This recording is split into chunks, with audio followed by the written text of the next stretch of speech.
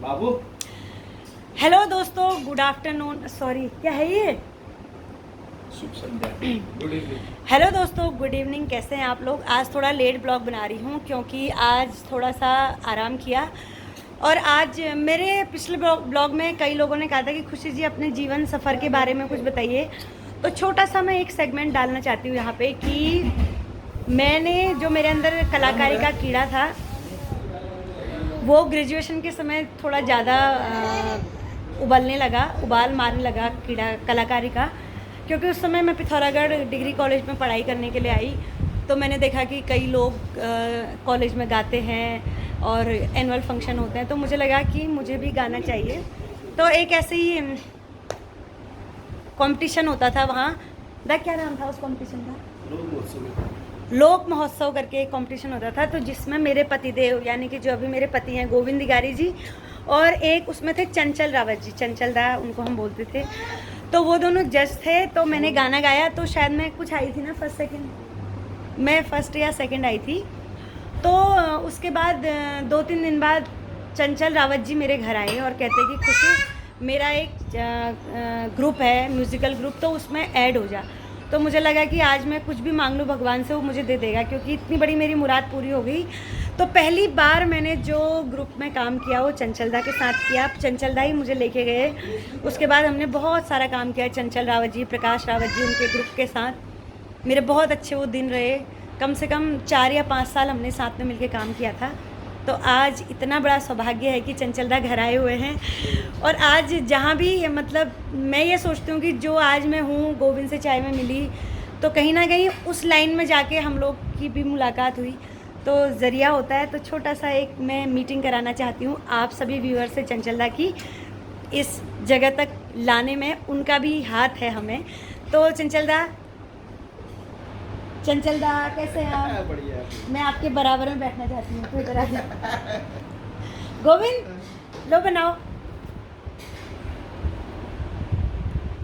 Blog देखते हो ना हमारे? नहीं होगा ना इसमें, नीचे का यहाँ से नहीं।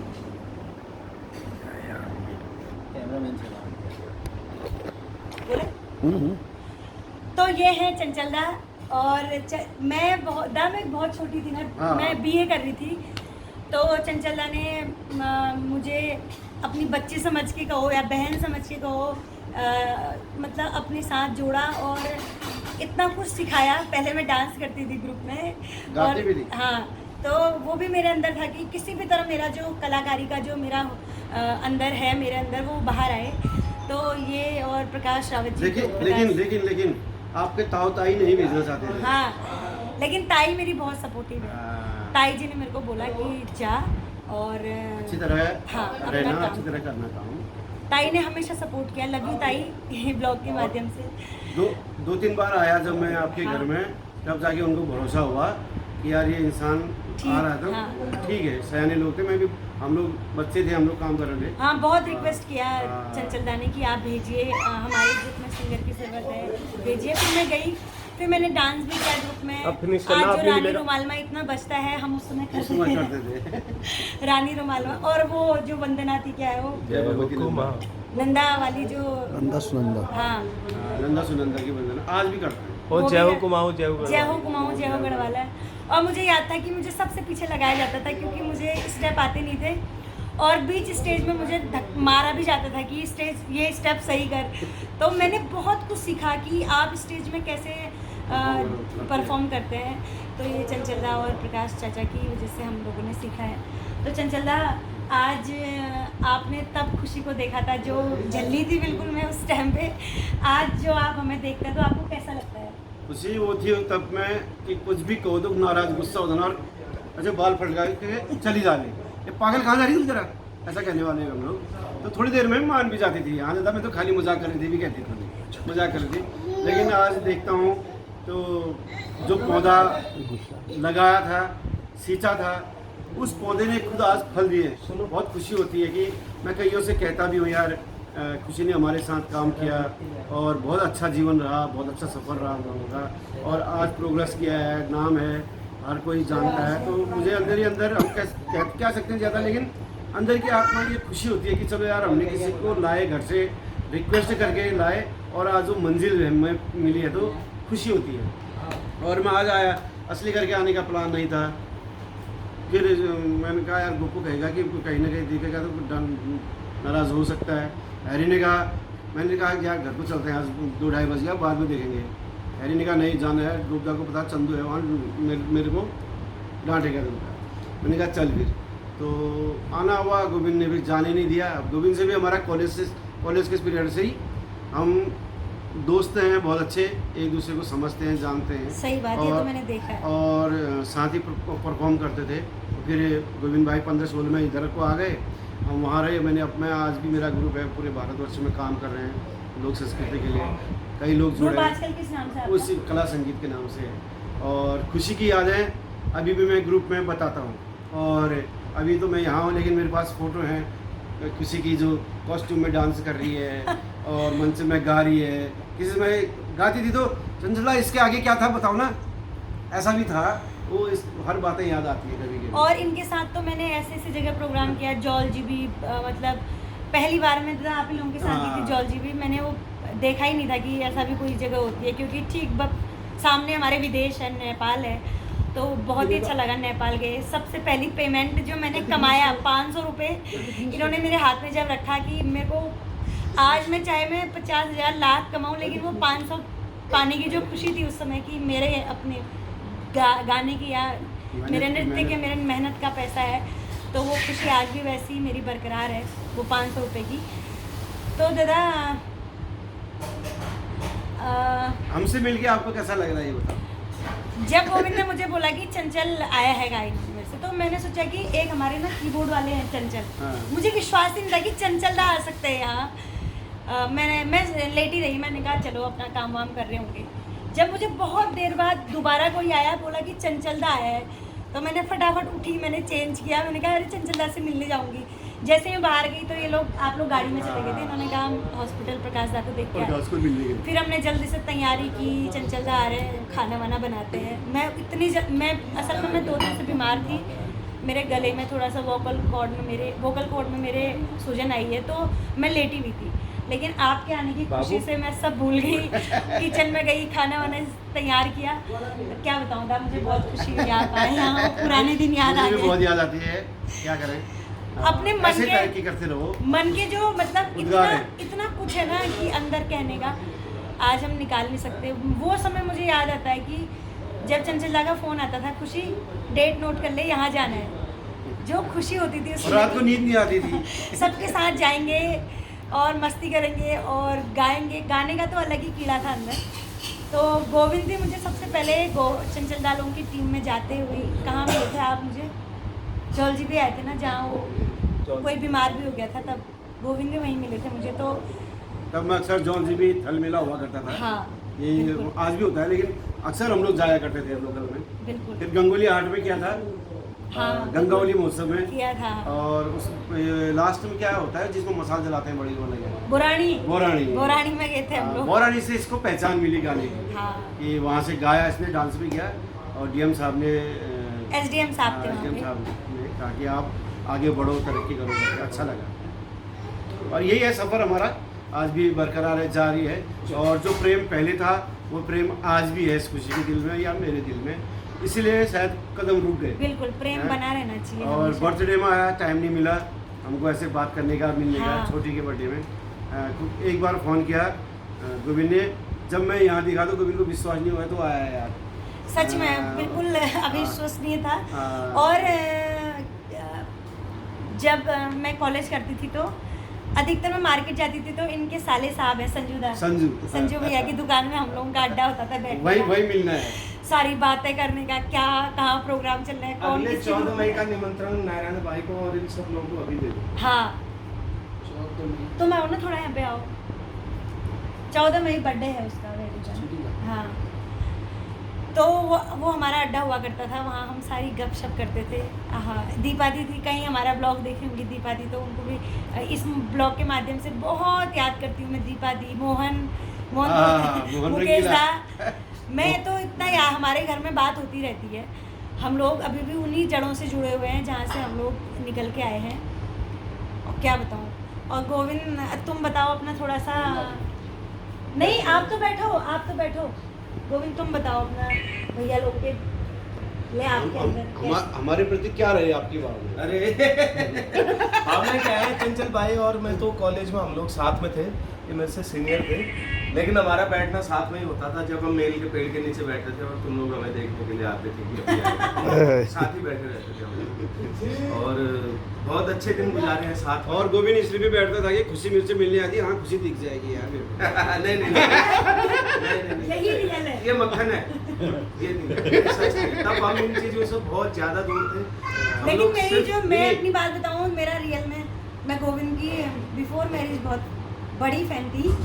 जब इन्होंने कॉलेज में गाना गाया था कलयुग पिक्चर का, और इतने सारे ये कैलाश खेर के गाने इतने हाई पिच के गाते थे, तो एक अट्रैक्शन था कि अच्छा सिंगर है। तो मैं तो बेझिझक कहूँगी कि मैं बहुत बड़ी फ़ैन थी। एक झलक के लिए भी हम बेकरार रहते थे गोविंद की। गोविंद का बहुत क्रेज था कॉलेज में। पहाड़ी गाने गाएगा, चंचल गाएगा, हिंदी गाएगा, गोविंद गाएगा, हाँ। ऐसा ही होता लेकिन हम लोग मतलब हम गाना बजाना ही करते थे ज्यादातर, और मेल के पेड़ मेल के पीछे 5 बजे 6 बजे तक कॉलेज होता था हमारा। रात को शाम को भी शाम को भी हमारा 5-6 बजे बुला रही है। चंद्रो एक इधर आ। नहीं तू जा, वो बाथरूम में जा। तो 5-6 बजे तक हमारा कॉलेज होता था। कब सब 2-2:30 बजे चले जाते थे। गोविंद, मैं और अशोक हो गया, प्रकाश ऐसा ही है अभी, प्रकाश और महेश महेश जल निगम में है। और ऐसे दोस्त थे हम लोग कई, जो हम लोग बैठे रहते थे और पता नहीं चलता था यार शाम हो गई चलो घर को, ऐसा होता था कि हाँ उस टाइम पे थोड़ा सा जिम्मेदारियां भी नहीं थी, जरूरतें भी नहीं थी। पैदल स्कूल कॉलेज आते थे, गाड़ी भी कुछ नहीं, अपना मस्त कोई वो दौर गजब का था। और किसी का मैं जीन्स देखता था गांव में, तो उससे कहता था यार मेरे को कॉलेज जाना है, मेरे को ये जीन्स पहनने के लिए। हाँ अरे गलत सच है ये। और एक पुष्कर दादा दिल्ली से आता था, दिल्ली से आता, उसके पास एक से एक जीन्स हुआ करती थी।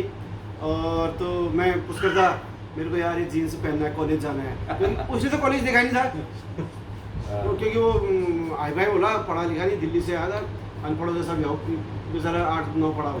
तो वो दौर थे कि लड़के लोग पूछते थे यार चंचल आज जीन्स पहन के आया है, तो क्यों वो दौर था। आज हर किसी के पास है, लेकिन हमने कद्र जानी है कि जीन्स क्या है, हमने जानी है। और दोस्तों ये है हमारे नारायण सुराड़ी भाई, एक्स आर्मी, और इनके बारे में बहुत सारी चीज़ें हैं। और राजनीति के क्षेत्र में भी एक्टिव है, और संस्कृति के क्षेत्र में बहुत अच्छे सिंगर भी हैं। और आप लोगों को देख के लगेगा नहीं कि ये नाती वाले हैं, इनके नाती भी हैं, और बहुत अच्छे मिलनसार और बहुत अच्छा हमारे जो म्यूज़िक लवर हैं, और हमेशा कलाकारों के साथ कंधे से कंधा मिला के खड़ा रहते हैं। और आज आप लोग आए, चंचल भाई, नारायण भाई, राजू भाई, और हमारे हैरी भाई, हैरी धपोला भाई, यहाँ बैठो हैरी भाई जरा। तो हैरी धपोला भाई भी हमारे साथ हैं, जो बहुत अच्छे राइटर भी हैं, और ग्रीक में PWD में सर दोबारा बोलता कट कर लोगे सर। कट मत करो, एडिट हो जाए। तो हैरी धपोला भाई भी हमारे साथ हैं, जो कि बहुत अच्छे राइटर हैं, आर्टिस्ट हैं, और सिंगर भी हैं, रैप भी करते हैं, और PWD में गवर्नमेंट जॉब में भी है। तो आज भाई लोग आए हैं। राजू भाई जो वीडियो बना रहे हैं कैमरे के पीछे हैं, राजू मैगी भाई, खाली मैगी बोलो कि राजू मैगी। अच्छा, राजू मैगी भाई जो वीडियो बना रहे हैं, जरा कैमरा अपनी तरफ सेल्फी कर लो एक बार। ये है राजू मैगी भाई, हमारे बहुत अच्छे आर्टिस्ट हैं, और हमेशा हम लोग साथ में बहुत सारा काम करते हैं, अभी भी करते हैं। और तो सब लोग आज घर में आए, बहुत अच्छा लग रहा है, पुराने दिनों की याद आ जा रहा है। हम लोग फिर से पहले की बातें ही करने में आज दिन में। और अभी प्रकाश भाई से हॉस्पिटल में मिलकर आए हैं, और डिनर बन रहा है, चंद्र प्रकाश जी बना रहे हैं, तो आप डिनर करेंगे। और बहुत अच्छा लगा, थैंक यू। और थैंक यू का क्या हुआ, मेरा आपने घर रुकने का रहने का अनुरोध स्वीकार किया भी है, थैंक यू। हाँ, ये है। भाई, क्योंकि बाल बच्चे होते हैं सबके, और मैंने ही अच्छा पहचान लिया उसको।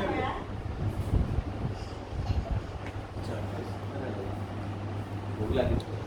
अभी चलो सोराड़ी जी, आप नारायण सोराड़ी जी, दूरस्थ क्षेत्र हमारे जहाँ पर लोक संगीत पाया जाता है। ये एक्स आर्मी है आप? यस, पहली बार पता चल रहा है मुझे। सुनो जी, जो मेन लोक संगीत पाया जाता है, कई लोगों को पता ही नहीं है वो कहाँ पाया जाता है।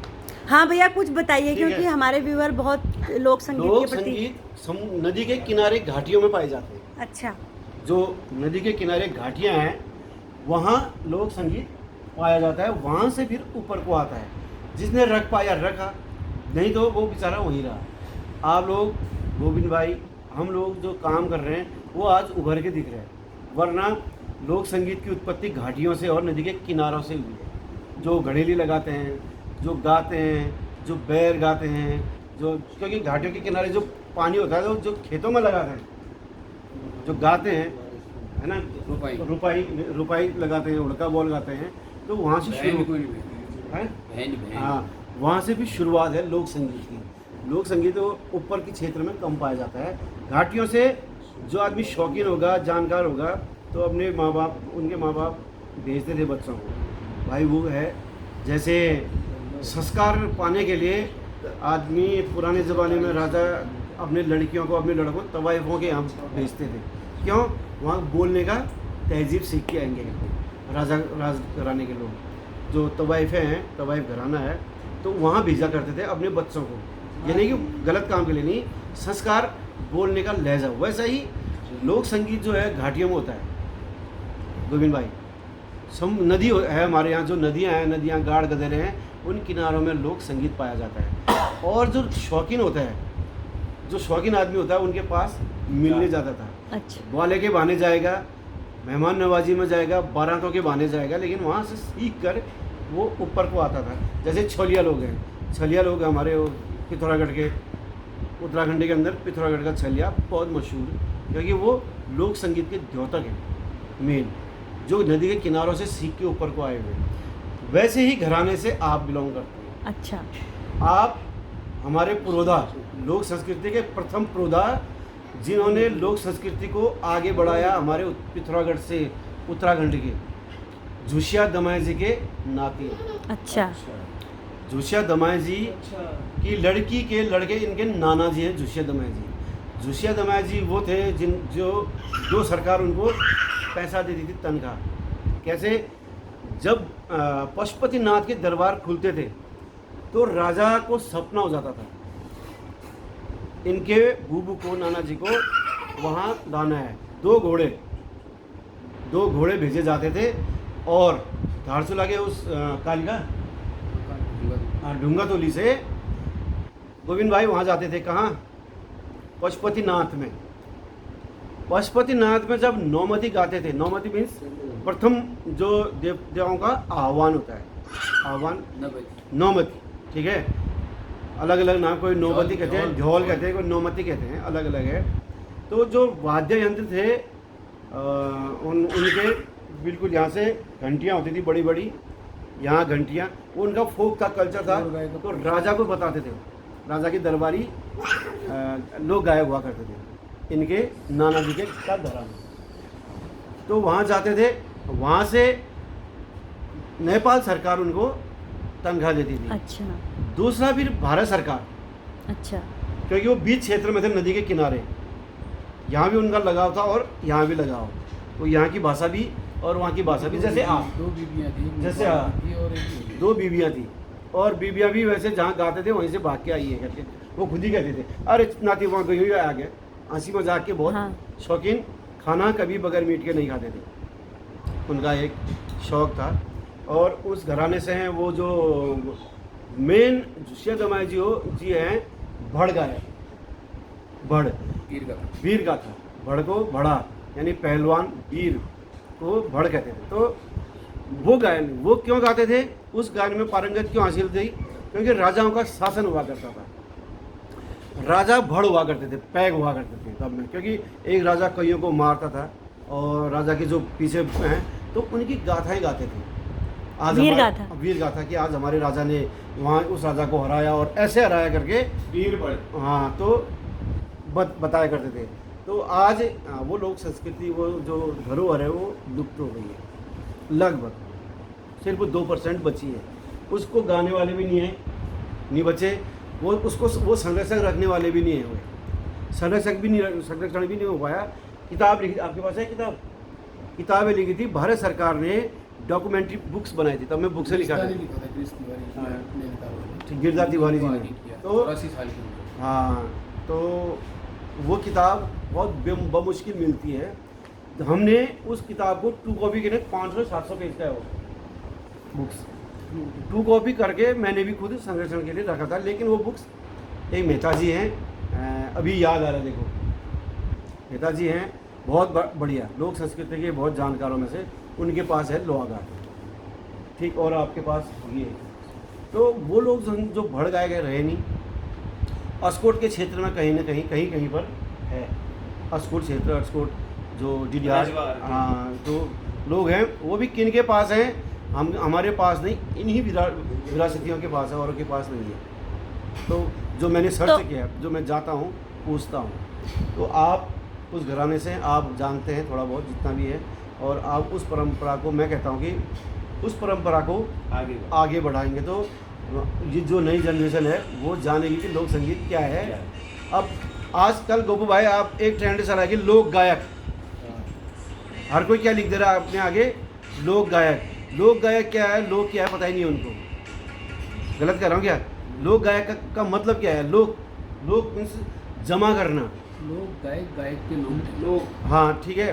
तो लोक मीन्स इस लोक उस लोक, हमने को नहीं क्या लोग आज कहीं की पहचान, अब उसकी संस्कृति है तो किस लोक के, ये उस लोक के हैं जिस लोक की हमारी संस्कृति है मेन।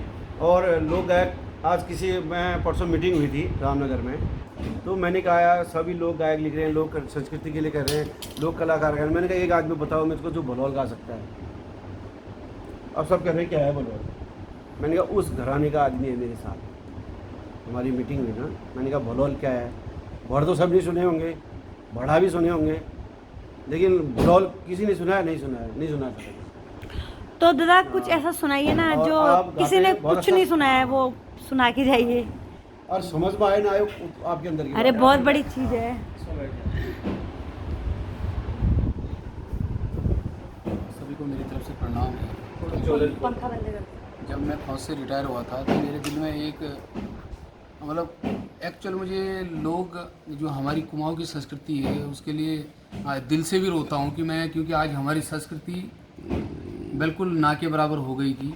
और जैसे मैं गोविंदा को हर मंच पे देखता हूँ, आप और कुमाऊं की उन संस्कृति को जो अभी आपने बीच में मैंने काफ़ी लंबे समय से देख रहा हूँ कि गोविंदा ने जितने भी हमारे खेल चांचरी झोड़े हैं उनको बहुत एक ऊंचा श्रेणी दिया, जिससे एक पिथौरागढ़ की हमारी पहचान बनी और हमारी पूरे उत्तराखंड की पहचान बनी कि क्या ऐसे खेल भी होते हैं। आज अल्मोड़ा में गए तो वो लोग खेल बिल्कुल जानते नहीं थे। तो आज गोविंदा ने जो, आपने खुशी बहन ने खेल का जो माध्यम दिया, उससे मुझे बहुत गर्व हुआ कि क्योंकि और मैं भी 7-8 पे खेल गाता हूँ, तो आज खेल लुप्त होते जा रहे थे, मगर आप लोगों की वजह से आज मैं रोज़ का वीडियो देखता हूँ, एक नया मतलब मुझे मिलता है कि आज ये खेल आया आज, और इतना अच्छा लगा कि हम लोगों को दिखाते भी हैं कि देखो उन्होंने आज इसके बारे में बनाया है। इसी प्रकार से जो जोशिया दमाई जी थे, और उनका बहुत लंबा समय रहा क्योंकि उनको और किसी ने आगे नहीं पहुँचाया। तो जब नैनीताल से गिरदा गए और कई लंबा समय हमारे यहाँ धारचूला रहे 6-7 महीने, और पाठक सर थे, इन्होंने इनके बारे में बुकें लिखी। आपके मामा और जो मेरे मामा जी थे उनके पुत्र वो नैनीताल ड्रामा डिवीजन में थे, जहाँ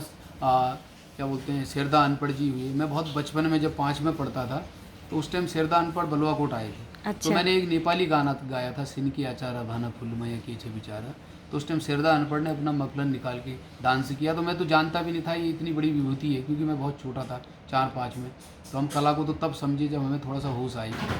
और फिर मैं चाहा कि जब मैं फौज से रिटायर हुआ, 24 साल मैंने भारतीय सेना में नौकरी की, जब मैं घर आया तो मुझे संगीत से बहुत प्यार था। आज भी शायद जब कबूतरी देवी ख़त्म हुई थी तो लास्ट उस रात मैं उनके साथ था, क्योंकि मैं 1:30 बजे रात और दूसरे दिन तक उनके साथ बैठा रहा।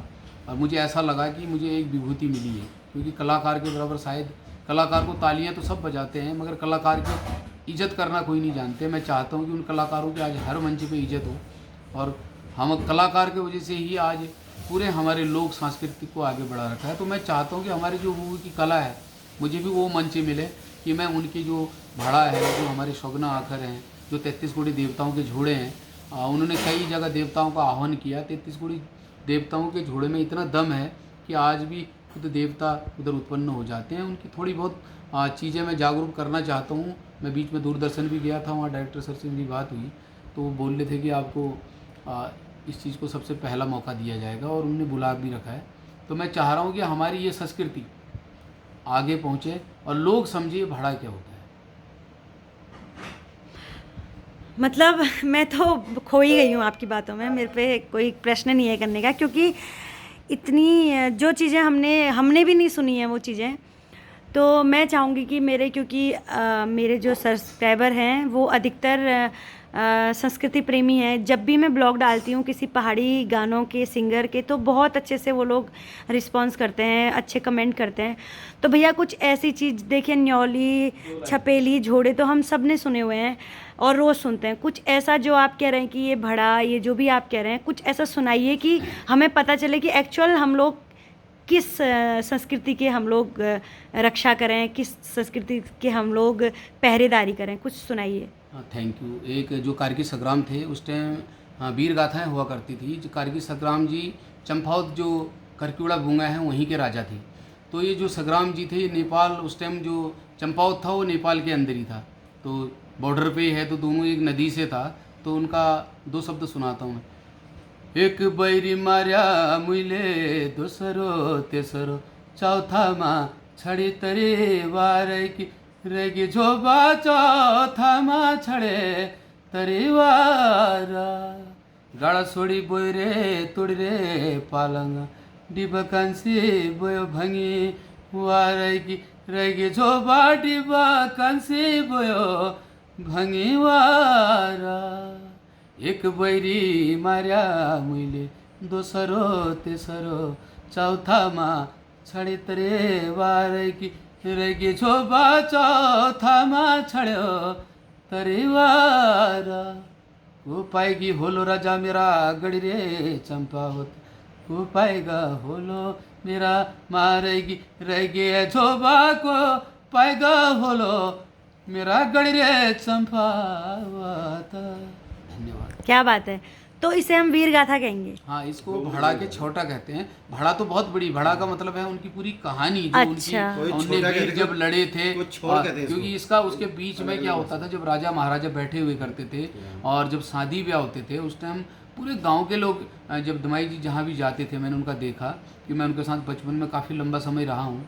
तो किसी वहाँ जिस शादी में वो नहीं जाते थे, धारचूला नेपाल में, वो शादी एक फीकी हो जाती थी और वो कम से कम 3-4 घंटे का होता था और पूरे गांव के बूढ़े लेडीज आके बहुत गहराई से सुनते थे इसको। तो जहाँ तक मैं समझ पा रही हूँ कि इसका मतलब ये है कि उस समय जो राजघराने थे, उन राजघरानों के राजाओं की जो गाथाएं हैं वीर रस में, वो कलाकार सुनाते थे उनको, उनके सामने। उन राजा जो पायक, जैसे कारगिल संग्राम है, नरसाधोनी है, जैसे मुगल काल में अकबर को तानसेन सुनाते थे, इसी तरीके से कह रहे हैं ना आप? अच्छा, तो भैया मैं ये पूछना चाहती हूँ कि आप कितना मानते हैं कि हमारे कुमाऊं की संस्कृति पर नेपाल का भी असर है? क्योंकि आप जो गा रहे हैं वो हल्का, हाँ, हमारे नाना जी थे, उनका जन्मभूमि नेपाल है। अच्छा। और उनकी कर्म भूमि इंडिया कालिका में आए जब वो दोनों देश, क्योंकि उस टाइम क्या था, हमारा रोटी बेटी का रिश्ता है नेपाल से। जो उनकी एक मैडम है, जो मेरी नानी थी सखी, वो नेपाल की है। अच्छा। और जो दूसरी मेरी नानी थी वो पिथौरागढ़ वड्डा की है। अच्छा। ऊपर वड्डा से आगे बाड़ा भी साइड में, और वहाँ पे रहते थे वो।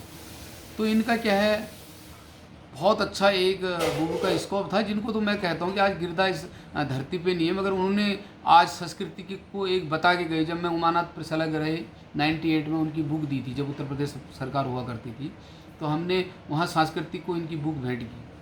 तो तब बहुत अच्छा लगा मुझे कि वास्तव में, और मुझे ये पता नहीं था कि कल के दिन शायद मुझे ऐसा मौका मिलेगा कि आज मैं इस कला को जब दूरदर्शन हो या किसी बड़े मंच से करूं, तो मैं चाहता हूं कि मेरी सबसे बड़ी श्रद्धांजलि उनके लिए यही होगी कि मैं उनके, जो उनका आज हुड़का है मेरे पास है, उनका झगला मेरे पास है, उनकी पगड़ी मेरे पास है, तो मैं चाहता हूं कि उनकी वो झगला पगड़ी पहन के मैं एक बार, क्योंकि मुझे कहीं से शर्म नहीं है कि मैं इस कला को कर रहा हूँ। मुझे एक गर्व हो रहा है कि मैं इस डूबती हुई नैया को शायद ऊपर ला पाऊँ। और यही बिल्कुल। मेरी जब से मैं फौज से रिटायर हूँ, मैं चाहता हूँ कि ये चीज़ एक बार करके जाऊँ। मेरी मतलब बहुत एक इच्छा है कि इस चीज़ को मैं आगे बढ़ाऊँ। तो आपके अंदर तो इतना कुछ है, तो आप अपने आगे भी इसे स्थानांतरित कीजिएगा। जो आने वाले कलाकार हैं, लोक गायक छोटे छोटे जो चल रहे हैं, मतलब जो अभी उभर रहे हैं, आप उनको भी बताइएगा, मतलब अपनी कला को लोगों को भी दे के जाइएगा ताकि ये जीवंत रहे। और मैं ये पूछना चाहती हूँ, जो आपके नाना जी हैं उनका पूरा नाम एक बार अच्छे से बता दीजिए। उनका पूरा नाम है जोशिया राम दमाई जी। जोशिया राम दमाई। जी जी जी जी जी वो तो क्या इन्होंने कभी कबूतरी देवी जी या गोपाल बाबू गोस्वामी इन लोगों के साथ भी काम हाँ किया? हाँ हाँ, गोपाल बाबू गोस्वामी जो उनके नीचे काम करते थे, चक्कराम अच्छा। दमाई जी उनके लड़के, अच्छा। वो नैनीताल ड्रामा डिवीजन के ही थे उनके लड़के। और ये जहाँ भी उस टाइम एक आपने नाटक देखा होगा, भस्मासुर नाटक होता था, शिव जी का खोरा में मैं तो हाथ धरू लो, होय। तो ये पार्वती दीदी करती थी जो उनके ग्रुप में थे। और ये लोग गांव-गांव में वन ट्रेन लेके चलचित्र के द्वारा, और एक हो मेरो मोतिया बलदा हा हा बोल के ना, मैं बहुत छोटा था तो उस टाइम ये धारचूला आके, पिथौगढ़ आके, कनाल छिना आके स्कूलों में बैठ के गाँव-गाँव में दिखाते थे। तो क्योंकि हमारे यहाँ जब भी आते थे, इनकी गाड़ी एक नाइट वहीं रुकती थी डूंगातुली में, और इनका सबका खाना आना, सिरदान पड़, ये लोग मैं बहुत छोटे से देखा है उनको, और बहुत अच्छा लगता था मुझे वहाँ जब ये आते थे। तो आप एक छोटा सा सवाल पूछना चाहूँगी कि आपको क्या लगता है कि सरकार की तरफ से हमारी संस्कृति के लिए प्रयास किए जा रहे हैं संवर्धन के लिए? हाँ, मैं कल भी जब रामनगर गया था तो मैंने वहाँ से भी इंटरव्यू के द्वारा कहा है कि हमारी जो डूबती संस्कृति है, जैसे मैंने अभी कहा गोविंदा के बारे में, कि आपने देखो पिथौगढ़ आज ना अल्मोड़ा बाल मिठाई के नाम से फेमस है, चंपावत एक अपने अलग जगह से फेमस है। हमारी धारचूला पिथौरागढ़ जो क्षेत्र है वो आज हमारे खेलों के माध्यम से, हमारे संस्कृति के माध्यम से आज बहुत आगे है। जब आज इस बार 7वां 8वां हुआ या पीछे हुआ, मैंने देखा रिटायर होके, मुझे बहुत गर्व लगा कि हमारे पिथौरागढ़ ना एक संस्कृति का, क्योंकि अल्मोड़ा सांस्कृतिक नगरी कहते थे, आज उससे अच्छे कलाकार हमारे पिथौरागढ़ में पाए जाते हैं। और लोग कोशिश कर रहे हैं, आप लोगों ने देश विदेश में प्रोग्राम किया है, और इसके लिए आपको एक सैनिक होने के नाते मेरी तरफ से एक सलूट है, क्योंकि आप बहुत अच्छा कार्य कर रहे हैं। सल्यूट तो हम करना चाहेंगे भैया आपको कि सबसे पहले मेरे दिल में जो सबसे ज़्यादा जो इज़्ज़त है वो हमारे देश के सैनिकों की है, क्योंकि आज हम जो बैठ के यहाँ पे आराम से खा रहे हैं बिना बेखौफ होके। सबसे बड़ा खौफ होता है सुरक्षा का, तो वो कहीं ना कहीं हमारे जो फ़ौजी भाई हैं वो हमें ये सुरक्षा प्रदान कर रहे हैं। तो आप लोगों को, तो जितने भी फ़ौजी भाई हैं सबको सल्यूट है। और दूसरा, 4 चाँद ये तब लग जाते हैं आप पर कि आप कलाकार भी हैं, और आपने यहाँ आके हमारा बहुत मान बढ़ाया है, सौभाग्य है हमारा भैया।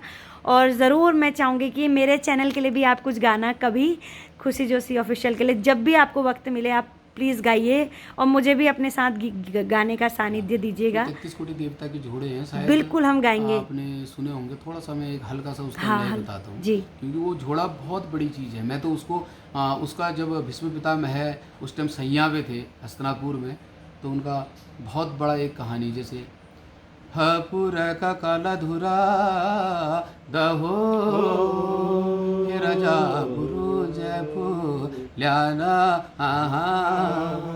हे बुरु जयपु ल्या का हुना हे राजा रतपट क्या सरजा दहो हे हपुर का काला धुरा दहो हपुर का काला धुरा। जय गंगा नायो देबु तुले हरे गंगा हरे नायो। अरे हिटनाता हिटा भाइयों, हस्तिनापुर में बहुत प्रायश्चित हो रचा भीष्म पिता को उपघार करने की न्यूत चा हमसे, हम जनु हस्तिनापुर गंगा नया ओला धर्म लुड़ैल ओला पाप बगया ओला, तब झोला हस्तिनापुर श्री महादेवों का न्यूता। तो ये इसमें बहुत लंबी कहानी है दीदी, कभी मौका मिलता है मैं चाह रहा हूँ कि ये चीज़ें लोगों तक पहुँचे। और इसमें जब जहाँ पे भी हमने ये गाया है वहाँ पे पक्का देवी देवता का उत्पन्न हुआ है, और बहुत लंबी इसमें कहानी है। कभी ऐसा मौका मिलेगा तो बिल्कुल जल्दी मिलेगा। और मुझे तो इतना अच्छा लग रहा है कि बात करते ही जाएं, लेकिन आपको भूख भी लग रही होगी तो खाना भी तैयार है। हमने दिन में नहीं खा रहा है। हाँ, तो भैया कह रहे हैं कि हमने दिन में भी नहीं खाया, तो बस अब खाना खाते हैं। थैंक यू सो मच भैया, आपसे बात करके सच में मुझे अच्छा लगा, मेरे व्यूवर्स को भी बहुत अच्छा लगेगा मुझे पता है। तो चलिए अब हम लोग डिनर करते हैं। चंचला, हाँ, ये भी हमारे साथ आए हुए हैं। चलिए ठीक है। तो